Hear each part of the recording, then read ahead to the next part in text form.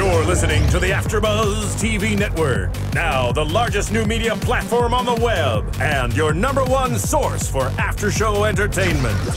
Very good, Dean Johnson.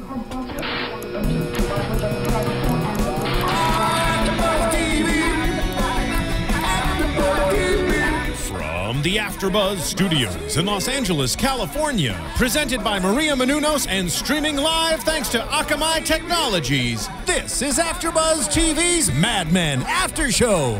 We'll break down tonight's episode and get you all the latest news and gossip. And now, another post-game wrap-up show for your favorite TV show. It's AFTERBUZZ TV's Mad Men After Show. Hey there, Mad Men fans. You know what time it is. You're here at AFTERBUZZ TV. We are talking about Season 7, Episode 4 on the Mad Men After Show. It is called The Monolith. I'm Matt Lieberman. Joining me as always, fantastic panel. Joe Braswell's here. Hello. Joe Sanfelippo's here. Nice to be here with you guys. Sterling Cates is here. Hey, hey. And Stephen Lemieux, our engineer on the ones and twos. Thank you, Stephen. Hey, hey. Yeah. So, guys, I don't know where to start with how great Season 7 has been. I personally believe. What I love so much about it is since there will be no more, we're in the end run of the show, every choice feels more deliberate. Sure. And it makes me want to break down each episode that much further.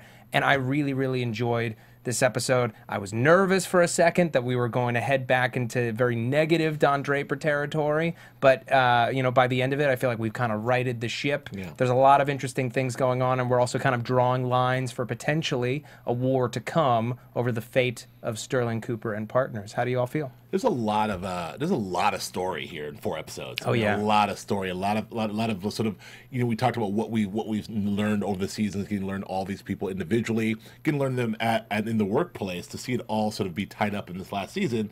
And what we've already done, what Matthew Weiner has already done, these 4 episodes, just to agree with you, is pretty phenomenal. Yeah. You know, and then not only, you know, sort of let us know where these characters are, but also asking questions of where they're going and what's happening right this very second.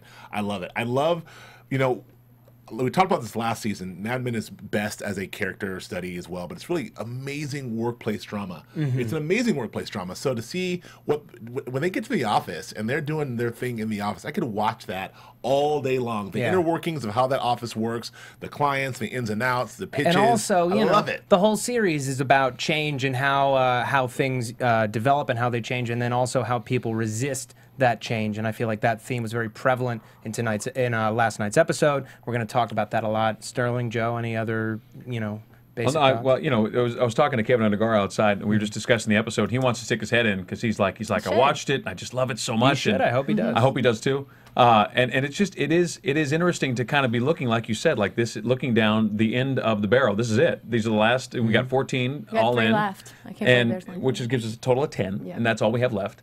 And like you said, every choice is so deliberate. It's all precious. It almost feels like, I don't know if you've never acted in anything, but when you act in a show and has a finite run, you've got 10 weeks, 15 weeks, even if you get a long one, you get 30 weeks, whatever it is. You do have that last week of shows. Each one is precious, and you have each moment you're like feeling it, and that's what this is feeling like to me. And it doesn't disappoint. And I know there were a lot of reviews that came out at the beginning of the season that were saying, oh, you know, it's not as good. It's still a great show, but it's not as good as it was.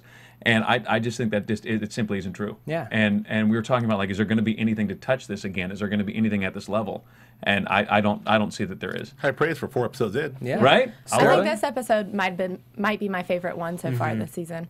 But yeah, so Yeah. I'm curious to see what happens. All right. Well, before we get into it, I just want to talk about something really, really quickly. Now, those of you who listen to AfterBuzz TV shows, you are aware of Maria Menounos and Keven Undergaro, who founded the network, who run the network. We love them dearly. They've given us all a home to discuss our favorite TV programs, and they've given you all fantastic podcasts. And we always talk about iTunes as a great way to support the network. Another great way to support the network is to watch their reality show on Oxygen Tuesdays at 10 p.m. It's called Chasing Maria Menounos. It's a really gripping show. I don't know if any of you have seen it, but I'm not a huge reality guy. I normally watch a lot of dramas. I watch a lot of comedies. I don't really, watch a lot of unscripted television. But their show really, really has something that I feel like a lot of docuseries don't. It's very intimate. It feels very raw.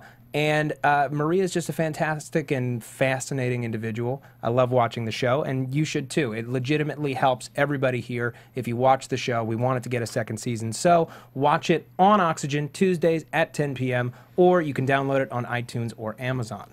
Okay, so let's get into it. We open on Petey Pete. It's been a minute. We haven't seen him in a couple weeks.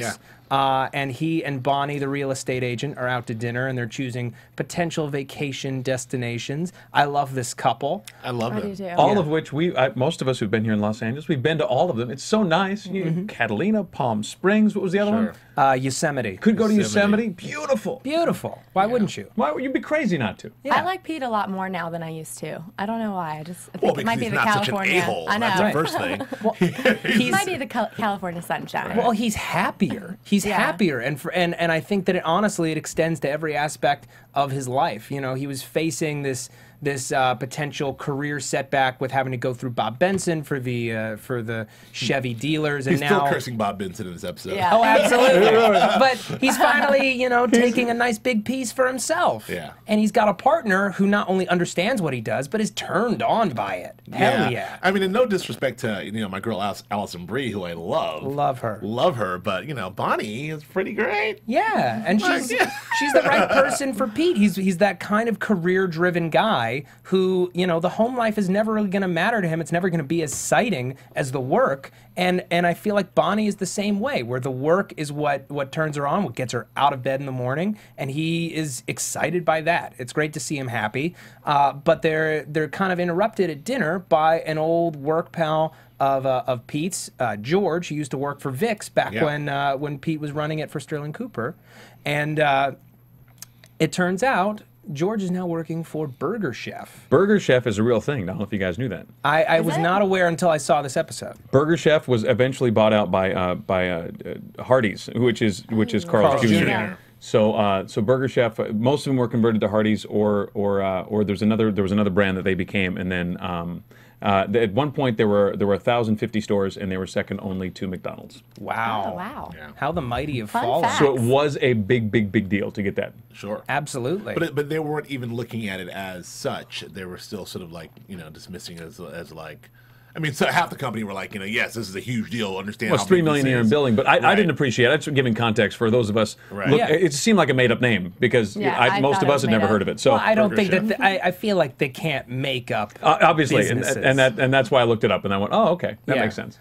Speaking of also just picking out references, we have Harry and Lloyd discussing a TV show that was canceled after 11 minutes later on in the episode, and that show is actually called Turn On, which is apparently the sketch show where the sketches were chosen by a computer, and it was a show that was so bad that it was canceled halfway through its original airing, 11 which minutes is, in. Wow. I think, a world record. Yes. Yeah.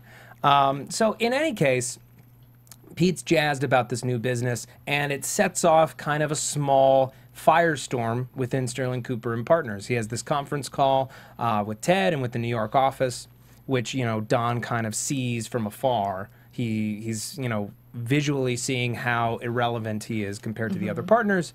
And everyone in the room, except for Roger, wants Peggy on the account. And Pete, interestingly enough, is the guy who's like, he's pushing for Don. He wants the best possible copywriter Right. on his business.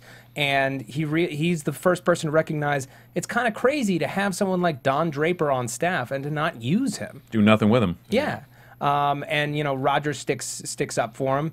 And then Cutler accepts it. He's like, what do you think, Lou? Lou, the toady, agrees with everybody, just trying not to make waves.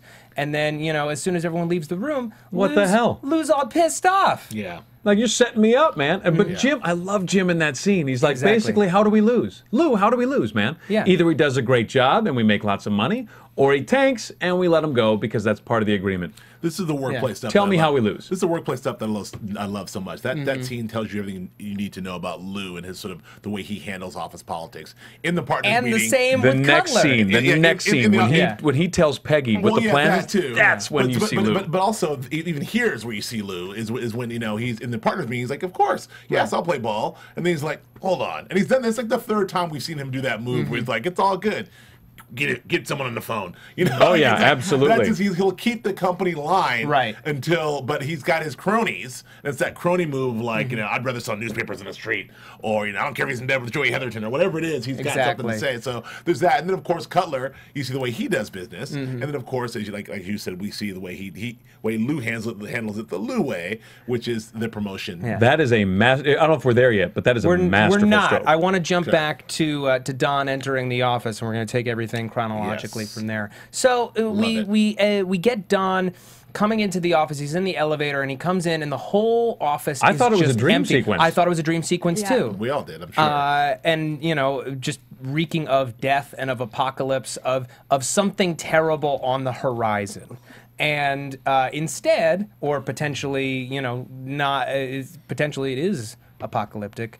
A computer is finally being installed at Sterling Cooper and Partners in place of the Creative Lounge. I love the line that Harry has. I think Harry says it's not a metaphor. Yeah. He's like, no, it's not. No, it's quite literal. Yeah. But it is. It's such a. But of course, it's a metaphor, and it's so great because the whole episode, you have all this new construction, all this new stuff Don has to deal with, and you have the computer essentially shoving out creative. So you're not going to be the prettiest girl in the room anymore, Don. Yep. And it's so much metaphor going on, and the closed doors. Anyway. Even just the fact that Don didn't know that he had to be there for an announcement. Yeah, he's not important enough to even rate the. Listen, Yeah. the adults made a decision. Should we tell Don? Does it really matter?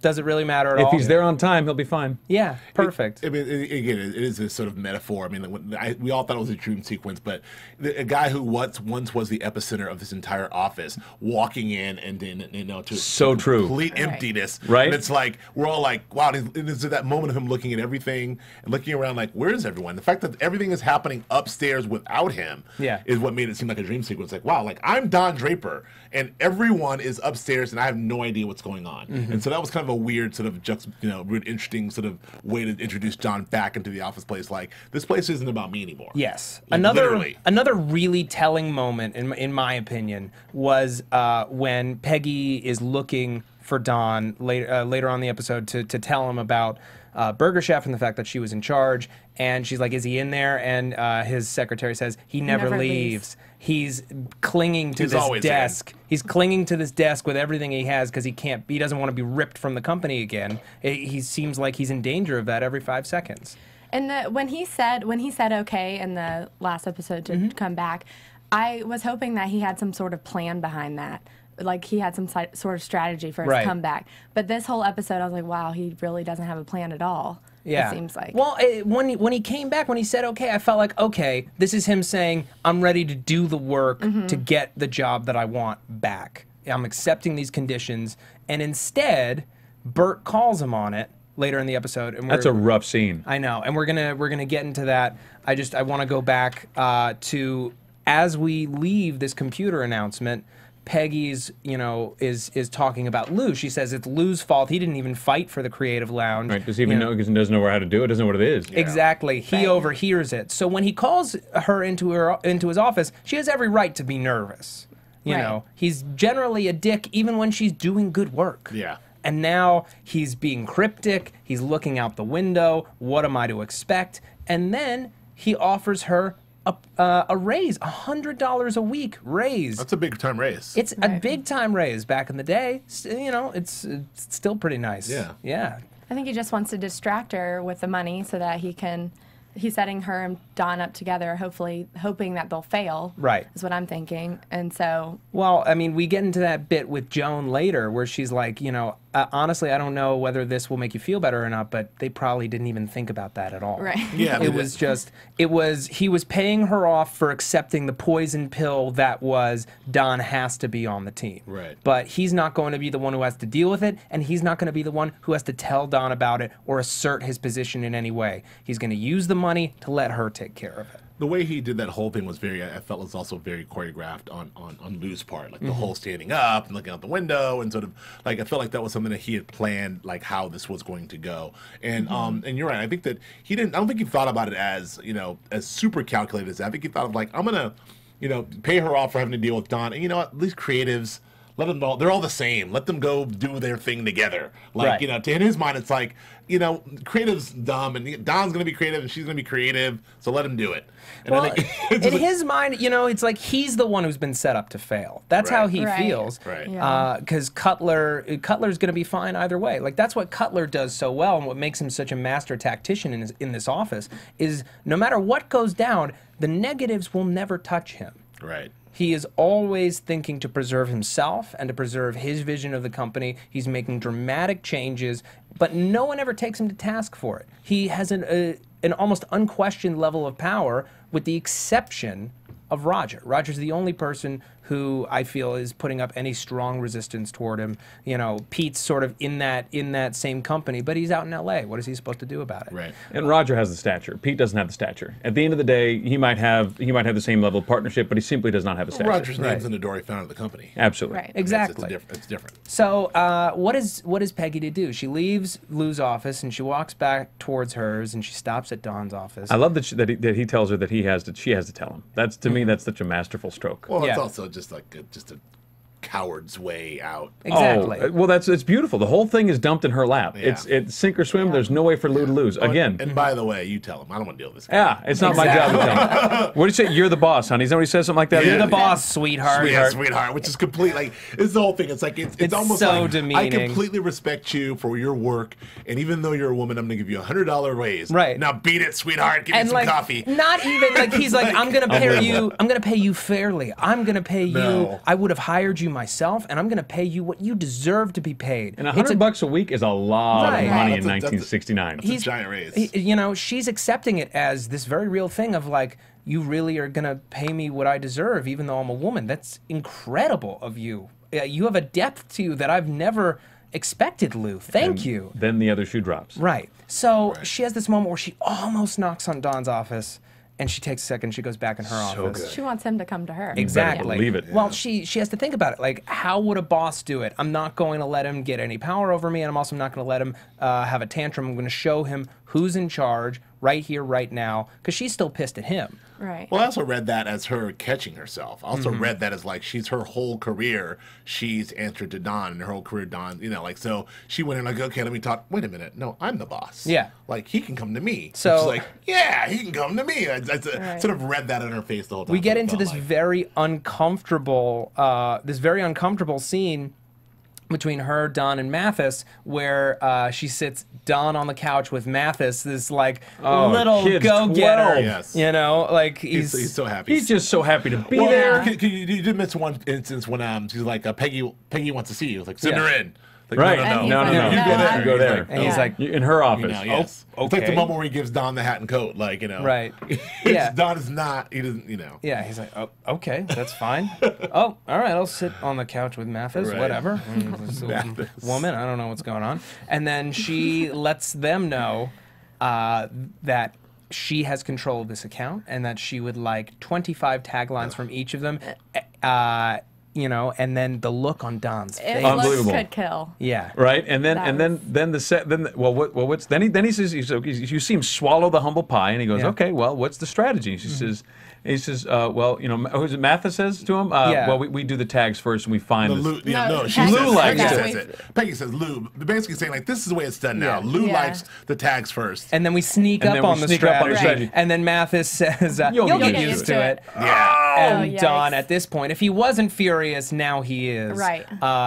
To be kicked around like this, to have nothing for 3 weeks, and now what? I'm just supposed to hand out tags like I'm some 22. This off is the not bus? humble pie. This is a humble 7-layer tiered wedding cake that he is forced to eat. And not only because he used to be the boss and he has to now work for Peggy, and then not only that, but because Peggy knows this is where I'm so mad. Like, this is wrong. This is the wrong way to go about the creative. This is the wrong way to go about the coming up with a campaign for Burger Chef in general. This is not the way Don would do it. It's not the way Peggy would do it. This is the way Lou does it. And so Don is utterly confused. First of all, he's like, if they bring him in an account, he's Don Draper. Okay, Burger Chef, let's go. But no, it's like, you write 25 tags. Like, why are we doing that? Because that's the way we do it now. And even Peggy hates this too, but Peggy's now the boss and is directing him to do this. The whole thing is ass backwards for Don. It's like, it's Right. got to be completely maddening Yeah. as a top level creative, as Don Draper, to be reduced to writing 25 tags. Well, here's the thing. As an entry point? It's a horrible realization for him that, you know. It's like, what happened to my office? Right. He's not going to be the guy. He might never be the guy again. And as Bert says later in the episode, you know, you expected there to be this huge creative crisis and you were going to come in and save the day. I don't give a crap. That's the thing that is the reality that Don has to face, and we're all facing it with him because we've all essentially bought into Don Draper too. I mean, that's the kind of the meta deal here is we have all bought that Don Draper is this great creative genius, and surely the firm can't get by without him. But that simply isn't so. And Bert reminds us in the harshest way possible, you know, it didn't matter that you were gone. We're doing great. Our billing is through the roof. We're getting new accounts every day. We don't need you. We don't need your way of doing things. We don't need. You're old. You're 1964 standing in 1969. But that's on the back. I mean, you know, I'm defending Don Draper. That's on the back of the creative, the reputation they've built based on the creative that they've done over the last 8 years. Otherwise, it's not like they just. The reason why they're so prestigious, we're going to get all these. They can just do nothing, and people want to come to them, is because they've built a reputation as a fantastic agency on the back of Don Draper and Peggy Olson's creative. Right. Let me ask you a question. Let me ask you a question. Like, Here, let's listen to Joe. Here's my question. This is 1969, and this is right before the turnkey revolution. It's all happening now. This is when system versus hero. This is you're dealing with. This is the time when the idea of a system, a la McDonald's, Subway, anything that's repeatable, Dunkin' Donuts, anybody can do it, versus the heroic businessman or the heroic creative or the heroic anything. Which gets us into the whole Lloyd thing. So this is systems that are working without a hero. We don't need a Don Draper anymore. We have 10 of them, or we have 9 of them, or we have a whole system to figure it all out. We have a computer. It's an interesting juxtaposition. I love that, and I love. Here's what I took as kind of the theme of this episode, and it's the futility of resisting change and the futility of resisting obsolescence, that things eventually do change and that they do expire, and that, you know, the shiny new model may be the thing that everyone wants, may be the thing that everyone needs, but also at the same time, maybe not, and maybe there's still some fight in the machine, even if people don't have faith in it. We're going to get into all of that. We're going to break down all of the Lloyd conversations, which I think bear so much on the entire series, and especially this season. But first, I'm going to talk about iTunes really quickly. Folks, I say it every week. You know, here at AfterBuzz TV, we put out between 60 and 70 hours of free content a week. You can't find a deal like that anywhere else on the internet, but we need your help. You know, you enjoy our podcasts. We love making them for you, but we need your ratings. We need your reviews on iTunes. It legitimately helps keep the lights on, keep the doors open. It's how we get our sponsors, which is, you know, how we pay for this whole thing.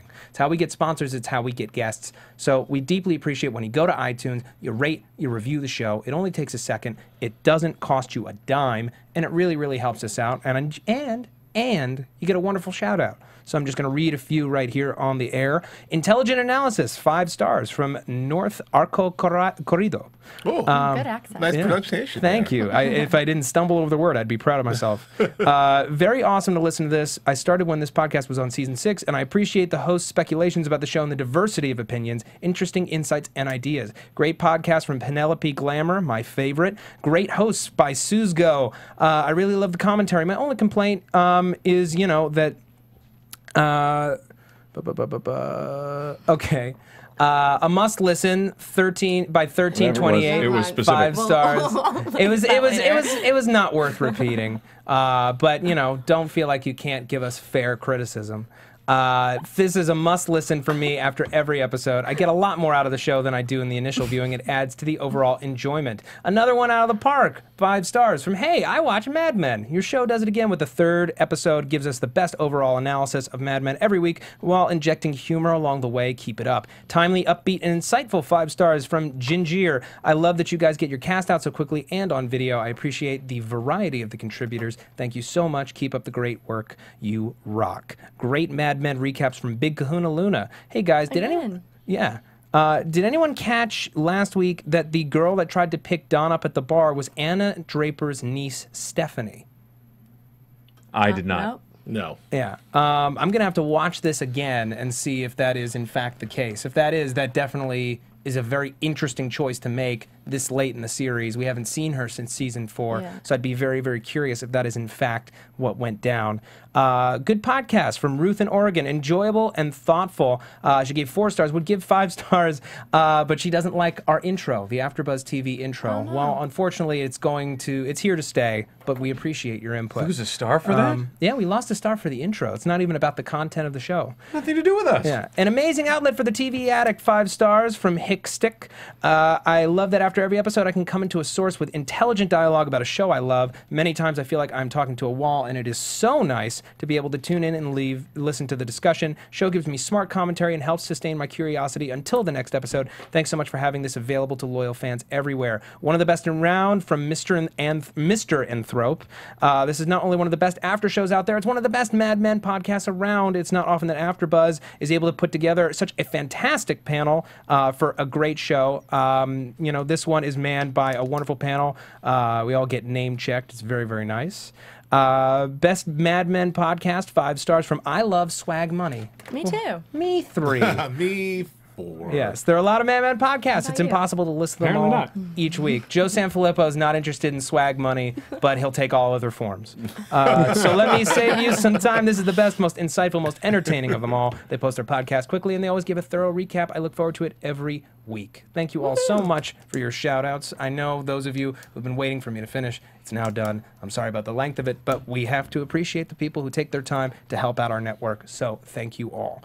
Okay, so we have this computer being installed, and this guy Lloyd, who, it's so weird for me watching him because the same actor was on Justified last season as this big burly like backyard wrestling kind of a dude. Yeah. And I just couldn't accept him as this IBM tech guy. But he does kind of have Justified. Right, but he does kind of have that, like, you know, as Joe was saying, this idea of the hero, this very classic like guy pulling himself up by the bootstraps and making something of himself because, you know, he's so he sees an opportunity and he wants to make a change.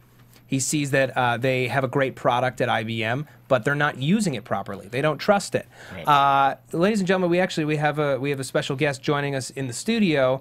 Keven Undergaro, co-founder of AfterBuzz TV, is here. He's putting on his headset. How are you, Kevin? I'm okay. I need answers on Mad Men. Okay. Literally. Well, we're getting into it. Yeah, Okay. we got answers. So, you know, we have Don faced with this idea of the computer. You know, it's not often that we kind of stop everything so that a brand new character just kind of gets to wax poetic about life and about career and about advertising. We have three major conversations between the two of them. Well, you know what I love? One of the things I liked about Don and Lloyd together is you have 2 completely different guys because Lloyd has started his own company. Yeah. And Don. So has Don. And Don, well, Don as he reminds us all the time. That's true. And I think it's very interesting to see the 2 of them sit down, be very comfortable together, and they obviously have very shared. They have they've shared values. They have a nice shorthand with each other. It's nice and easy conversation, and it's fun to watch Don slip into that thing that he's good at doing that he's not allowed to do anymore. Right. And he has to shut himself down. I'm not allowed to pursue new business. I cannot do this. And this is what he's good at. This is what his instincts lead him to do. And he could really help Lloyd. He could really do for Lloyd what Lloyd doesn't probably have the brains or the understanding of the marketplace to do for himself yet. Although Lloyd was able to see that IBM had a hole in its plan. But he's not able to see what advertising can do for him. I love the question. I mean, the question to Don Draper of all people: Does advertising work? And Don's just like, Well, no, you said. you know, I thought he was very honest. I was going to say, it seems like it's either a foreshadowing for Lloyd. I don't know. IBM was the it company. Yes. And it evolved into bigger things. So it leads you to believe that Lloyd will ultimately fail. maybe. And you know, had he been open and connected with Don, maybe we're left with the impression that he could have become bigger than IBM or whatever. But because I was trying to think. I mean, remember Wang? I was thinking of all the other computer companies that came up in the 70s. And of course, but we know who did Apple, and I don't think Lloyd is. Well, I don't necessarily agree with you. He was very open with Don. He's just trying to get a grasp of this larger world. So I guess my question was why when Don turned on him, and I hope I'm not jumping around in the format, when Don was it just because Don was just drunk and fed up, or did Don read something in him that I didn't, or we didn't? Let's get into the actual words of it, right? I've got answers. So good, thank you. Yeah, that's why I'm here. Yeah. So Don at this point is very drunk. He's had a whole bunch of vodka in this Coke can, and he comes right up to Lloyd. He's like, you don't need me. You go by many names. You don't need a campaign. You've had the best campaign since the dawn of time. You're the devil. Yeah. Well, he's saying you're the devil. You could potentially say that it's God. I think that it's progress or the future or change. I mean, it's something that's primal. It's the guy who, sees that the wheel is a big hit, but if you just shave it a little thinner, you can make more wheels, for less time. You can make them cheaper. It's the guy who's seeing what someone else has done and is undercutting it to make a profit. It's Burger King versus McDonald's. And in Don's mind, I think this is him lashing out at the other folks at the company, at SC&P, who are taking this company that he views as his company, the one that he built, it was his idea, and they're not running it into the ground, but it's in no way what he intended it to be, and they refuse to give him any credit for it. So the idea of Lloyd as a derivative, Lloyd is he's a small man, he's not a big man. He's essentially saying that IBM has the system that IBM's created. IBM does not give it enough credit. It'll last 2 years. I'm going to lease it for 2 years as opposed to IBM's 6 or 8 months, whatever IBM's going to try and do. And so Lloyd's actually creating nothing.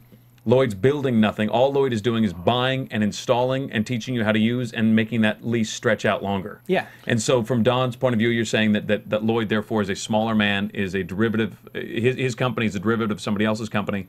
Therefore, he represents like the hyenas versus the lions, essentially. Like he's... It's one way to take it. The other way, and I think it connects deeply back to their first conversation where Don is asking, are people intimidated by this thing? And Lloyd says, yeah, people are frightened by the fact that this thing is infinite, that it can count more stars in a day than a person can in their entire lifetime. Sure. But, isn't that amazing that we have mastered the infinite? He's somebody who he's pitching Don the future as this great thing, but ultimately Don is painting him as this huckster who's taking a great American business and turning it into an opportunity for himself. Go ahead. I want to hear Joe. I think both things can be true. So I think that everything you said is right in a version of that. I think, look, first of all, I think that Don, in the sober conversation, I think Don was very much interested in what he had to say, and Don could very much help him. And I still think he may still help him. I still think Don may still help him. That may be a client for Don. I'll table that. But in terms of what he said when he was drunk about when you go by many names, I think obviously he was, in my opinion, he's referring to Satan, the devil. Right. That's a phrase, associated with the devil. So, but I think the reason is twofold. Number one, he like everyone else in the office, thinks of this guy's representing he personifies taking away the creative. Like he's in their creative space. Like this computer's demolishing it. Yeah, it's literally the personification of like being in their space. So that space is gone, taken over by the computer. This also is a larger metaphor for what Don's going through. Like you said, he walks into this place that used to be his, built on creative, that's now run in a corporate manner. That's run by a machine. Run by a machine, essentially, with that machine being Cutler and Lou. but I think that for me, both things can be true, because I think that Don was lashing out at him and sort of letting raging against the machine literally in that moment. But I think that ultimately, I think in the sober Don will figure out a way to, this is here to stay. How can I work with this guy to use my creative to make this work? That's my prediction. We hope, and so it's going to say, and I'll step out of it after this because you guys answered many of my questions. This is my big question, and I think there's one third thing that we've been seeing from season one, from season 2 and 3, is Don's disdain for the future and the new generations. And you even see it in production design. Do you notice Don is still with the skinny tie? And do you notice when you see, God, who's the old guy? I'm sorry, he's Bert. Bert. Not Bert. Roger. No, who's the one that pulled him? His sponsor that pulled him out. Oh, Freddie. Freddie. You see how Freddie looks very 60s still. Yeah. The skinny tie. And Don, same thing. But then you see Pete and you see the other people. They're getting more into the late 60s. It's almost the precursor to the early 70s. Sure. They're getting into that, and Don's still not there yet. And we see the younger wife, and we see he's he's still like that World War II generation. Oh yeah. You know, Well, so I think that the future is not something that he wants, counting stars, all that stuff. Well, let's take a small moment from the show that I think kind of encapsulates what you're talking about and what we're talking about in terms of this futility, right? So the creative space is being, you know, leveled for this computer, and Ginsburg is furious, and he wants to take this big couch and put it in him and Stan's office. Right. So he asked Don to help him out to carry this couch, which was never going to fit in this office anyway. Right. And he refuses to accept that he can't have what he wants, and that, you know, they're just going to lose this couch, they're losing their space, and that there's nothing he can do about it. But he still has to try. And I think that that's what Don's doing when he's resisting Peggy's authority in this episode, and he nearly torpedoes his entire career. Well, let me ask you guys a question. I agree with you on that, but let me ask you a question about the idea of the machine versus not the machine. And I think this is a big part of the episode. See, Lou, the show is kind of set up. Lou is good enough, right? He says to Peggy all the time, "Stop fighting it. It's sold. It's done. You know, it's good enough." And that is what a machine structure in a corporate place will give you. Good enough. And for advertising, I think most of the time, good enough is good enough. Yeah. And it's fine. It's efficient, it's consistent. Right? And it's there. And it's not dependent on Don being sober, not sober, waking up next to somebody he doesn't know, not waking up next to somebody he doesn't know, whether or not his home life is a disaster. If you don't rely on one guy to be the hero, you have a consistent, good enough product. And that's kind of where we're at. And that's the computer, that's the machine, that's the corporate. It's lease tech. It's, right. We don't need a new computer every 6 months. This is good enough. Yeah. And I think that Don is a home run hitter. He's a brilliant guy, and so I'm going to come in and blow your mind. But I think it's interesting that in the advertising medium, it's such a short 13-week cycle even today, right? That's our cycle today is 13 weeks. I don't know what it was in '69, but your genius, your brilliance is 13 weeks long, and that's it. That's how long the advertising campaign is going to go. And if we take your slogan, we might take it for 5, 10, maybe even 20 years. But that's it. That's all you did. So it's this interesting dichotomy to me of like good enough versus brilliance that is short-lived, like a little light. Like, hey, you lit it up and it's gone. And it's you know, I think that's one of the dichotomies they're drawing here. Yeah. Well, I think it also is deeply reflected in the Roger storyline, where, you know, we have this guy who has been dabbling in the psychedelic. He's been dabbling in free love. He's someone who is seeing a therapist without shame. He's trying to make these advancements. Granted, I think he's still in denial about a lot of things, you know, as we get into his relationship with Margaret and their last interaction, where she tried to forgive him for being a crappy father, and he took it, you know, as this big insult that she was actually trying to come to terms with, you know, how she was raised. And now we have the guy who espouses to be all about the future, realizing that this new way of life, this free way of life, isn't for him, that he is old-fashioned no matter how he tries to paint himself. I mean, he's rational. I mean, I think that at a certain point, I mean, look, Roger's all for having fun. He's all for free love to a certain degree. But not when it involves his daughter. Not when it involves his daughter, but he's also... grandchild.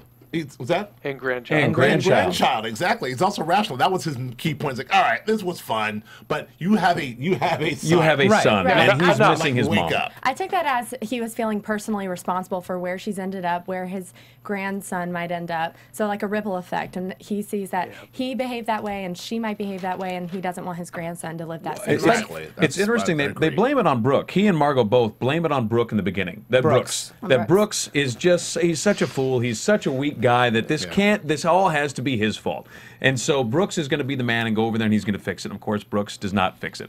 Because Brooks is a bum. Yeah, well, maybe he's a bum, but maybe that's just a setup for us all to. Bum? He's just a bum. He's a symptom. He's just a symptom. There you go. And it's the knee jerk of any parent. We're going to blame this other factor. But the reality is, as we come to at the end of the show, it's not Brooks's fault. I know. It's mom and dad's fault. Ultimately. Ultimately. Right. And if there's a fault to be had, I mean, you know, admittedly, Brooks is a bum. Okay, he can't even afford. He can't even afford to start his own business. He needs Roger's money to do it. He can't. You know, he's not communicating honestly with his wife, who evidently has needs that he can't really fulfill. It's because he's not multiple dudes. It sounds like that's a part of the issue. But it's not necessarily about the multiple dudes, as I think to her this idea of this emotional honesty and this freedom, which she's never had in her life, is so attractive that she feels she can't live without it. That's how they get you, in the cults. In the cults. But I want to talk about what Sterling said, which a lot of you guys agree with, that Roger is taking ownership of his role in failing as a parent. And I think he's dancing around it for most of this episode, but he doesn't accept it until he falls in that mud. Let me toss something out here. Yeah. It seems to me that Roger's in a position where he was able to be the half-assed father he was because Margaret was a committed mother. Absolutely. And Mona, I beg your pardon. Yeah. Mona was a committed mom. And that's an interesting thing to consider because, she's yelling at him as if him going to work or hanging out was somehow going to actually cause her physical harm. But it wasn't. And I think it's such an unfair question. But, you talking about the one that she asked Roger at the end there? when she's yelling at Roger. Yeah, but that's nothing to do. It's not about an unfair question. It's about a perspective and a point of view. I mean, as a child, you want both your parents around. You want your father around. Right. Where were you? I mean, it's not about. I mean, I think that it was very valid for her to ask that question, and we see the reaction of where she is right now based on the life she lived. I'm sure Roger didn't mean any harm. Roger's out there making millions of dollars, being a big time ad guy, and he's doing the best that he can. His wife's at home, being a capable mother. We get it. It's the 50s and 60s. We get it. Right. However, for her, that was horrible. It was deeply personal. She wants her dad. Exactly. It sounds petulant, but it sounds petulant, and it would be if we didn't know how Roger conducts himself in his personal life, and the fact that he often stayed at the office, not working, not really doing much of anything, drinking and carousing, just because he'd rather do that than be a father, and then ask his secretary to get a gift for his daughter because he couldn't care less. Let me ask you a question. Wait, are you defending Roger Sterling? I love Roger Sterling. I know you love Roger Sterling. I love Roger Sterling, and it's mostly loving Roger Sterling. Mostly because I love John Slattery. So at this point, right? Okay, I might a little bit. I haven't heard that. I might have a little bit of a man crush on John Slattery if he'd only return my phone call. So here's my point, though. Okay. Yeah, now it's interesting to me that in the same sentence she's yelling at Roger that he was not that you're how could you how could you leave, how could you go to work, how could you have your secretary, blah blah blah. All these things she's yelling about, they sound petulant because they are petulant. Here is a girl who has abandoned her family and, more importantly, her son to go and join a hippie commune because she didn't feel good. Could not, in speaking with her father, right? They're having a father-daughter moment. He is shacked up at this ramshackle ranch, barn, whatever, sleeping in hay next to his daughter, looking at the stars, trying to have an honest moment with her, and they bond. It's beautiful. And not an hour later, a dude comes in, hey, oh, I can't hear. My dad is here. Right. I've been shacked up here for weeks. I can't take a night off because my dad is here. I got to go bang it out with you. That's madness. And then to top it all off, then she's yelling about how you weren't there for me enough. Well, she's walked out on her son, who's 4 years old. She invited she invited Brooks and the son to come stay. Oh yeah, you can do it my way or not at all. But I think you're right. I think that what they're showing us is that she's just a chip off the old block. Absolutely. Right. That's in the cradle. That's what they're showing us is she's like that was what the father was like. It's the cat's in the cradle. Right. I think the commune is an excuse to sleep around and avoid responsibility, and that's all Roger Sterling has really ever done. So it's boom. I love him too. But we also we're not talking about the inherent sexism in his behavior, because it's okay when he does it. It's okay when he does it, but a woman has to be there for the child. Let me say this, and that is indicative of biology and his time. Mm-hmm. I mean that's both. And it's interesting that where he draws the line, and I'm glad you brought it up because where he draws the line, he's a greatest generation guy. Is the sex. When she goes off to have sex with the other guy in the middle of the night, I mean Roger was down for all of it. He's down to play the game all night long. Down for the dynamite grass, everything. I'll do it. I'll smoke the grass. And being a great. I thought a great dad who was I thought so too. I'm going to hang in with this. And I'm going to try to understand what my daughter is getting from this place. I think it was more, he knew, like in any negotiation, you have to hang in, you have to stay on the other person's side, blah, blah, blah, and then get her out of it. Yeah, right. And I think that his line, I think it was done for him when she left with the dude. Oh, well, you and I understand that line. We both have daughters. Absolutely. So, like, really? You're going to disrespect yourself like this? That's where line's drawn.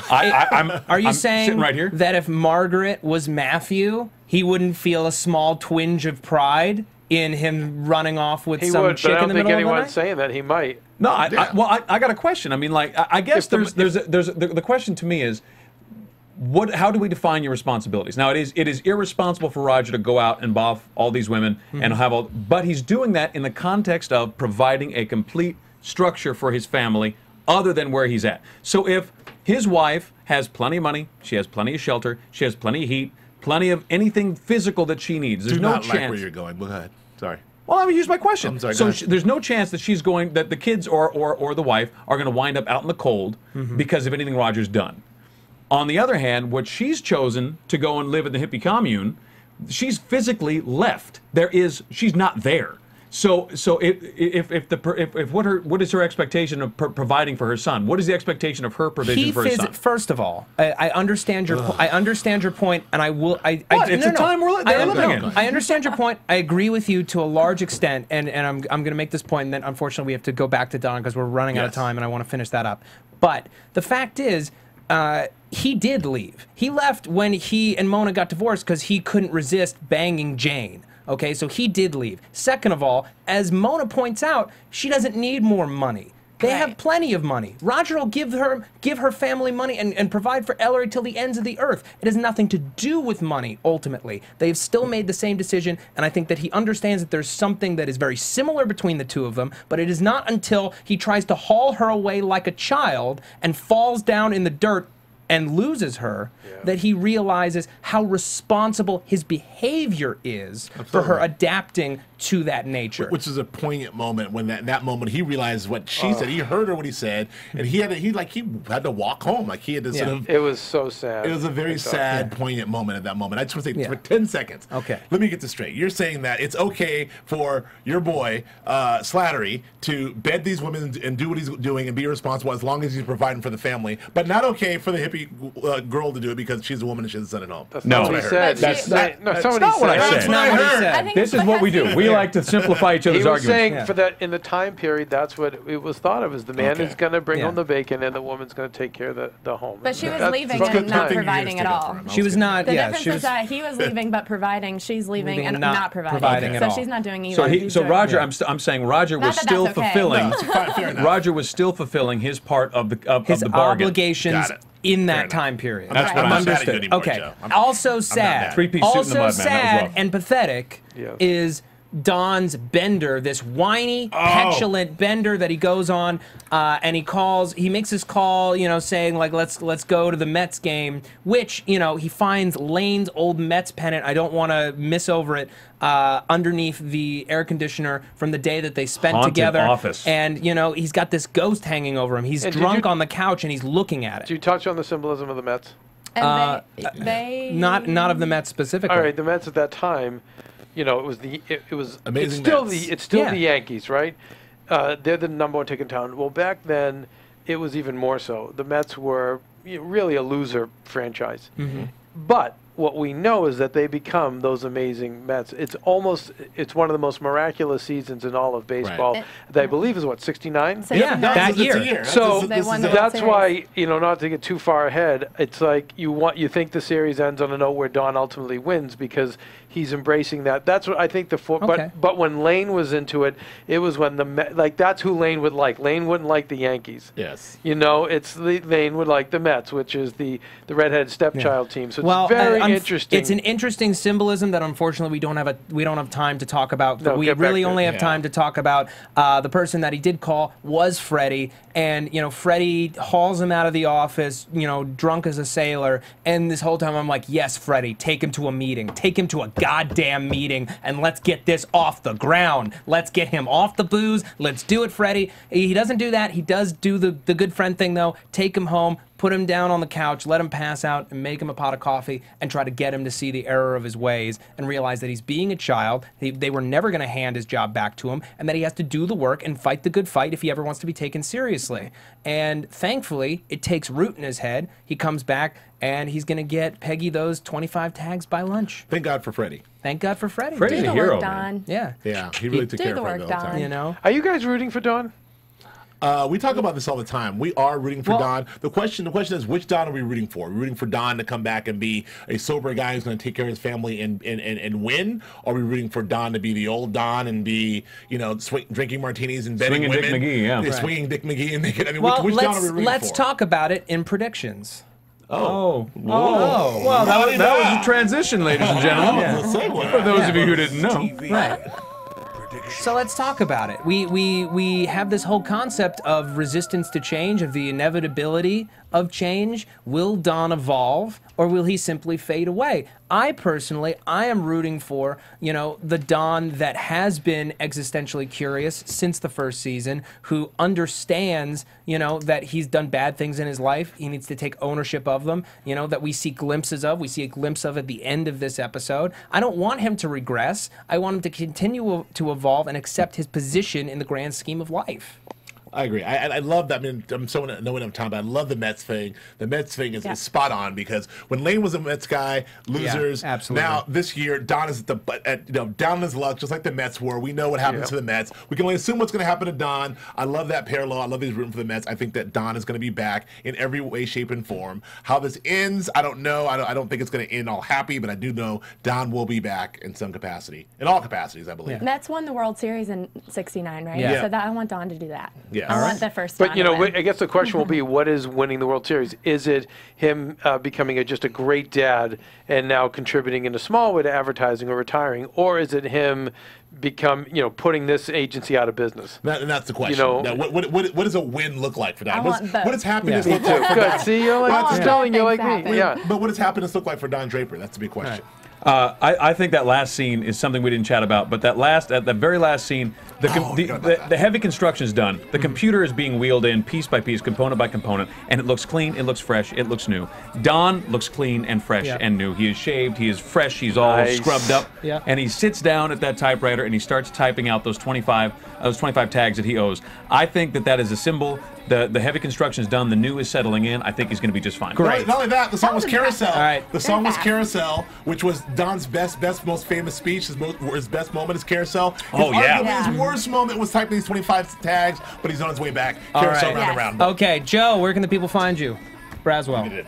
My name is Joe Braswell. You can find me on Instagram and Twitter at Joe K. Braswell on both. You can find me here doing Hannibal and Blue Base Motel. Blacklist with this guy. Find me on Twitter and Instagram at Sterling Cates. All right, Joe. And you can find me on the Twitters at Joe Flippo, JoeFlippo. My website is josephsanflippo.com. All right, Keven Undergaro. Just add Undergaro. Thank you guys. And you guys are amazing. On Oxygen, Tuesdays at 10 p.m. on Chasing Maria Menounos. Chasing Maria Menounos, please. All right. Keep tuning in. Fantastic. And you can find me on Twitter at Matt Lieberman. That's MattLieberman. You can also find all my videos for AfterBuzz TV, SourceFed, and my personal channel on my personal channel, youtube.com/Matthew D. Lieberman. I want to thank you all so much for joining us, downloading, watching, listening, streaming. You're all the best. We'll see you next week. From executive producers Maria Menounos, Keven Undergaro, Phil Svitek, and the entire AfterBuzz TV staff, we would like to thank you for listening to the AfterBuzz TV network.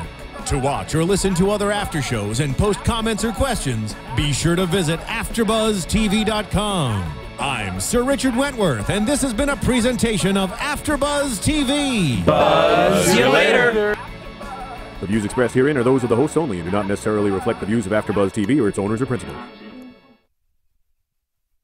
Thank you for watching AfterBuzz TV on YouTube. For more of your favorite after shows and interviews, subscribe to our channel here, and be sure to share your opinion on the episode in the comment section below here. We'd love to see what you guys are buzzing about. Thanks again. Buzz you later.